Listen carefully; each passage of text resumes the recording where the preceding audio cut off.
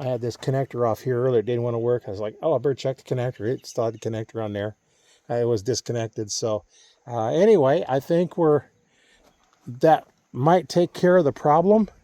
I'm hoping it does, because there is a difference in resistance on that. So that was a quick, easy fix. If that's it, you have to remember, if all of a sudden it doesn't work, check that relay in there.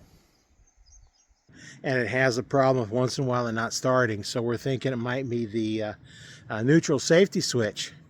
Well, the other 2004 I hit a deer with, we're going to show you where it's at on here. I've got it all torn apart.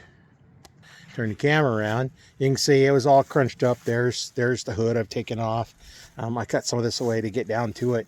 But it's on the transmission right here in the front. And there's this connector got to take off of there. And on this old one, this bolt here twisted off. There's a little washer on there. But that is the neutral safety switch. And if we can get in here a little bit closer, you can see that little arm right there tells you where it's at. So I'm thinking on the other one it might be in bad enough shape that it's not telling us right.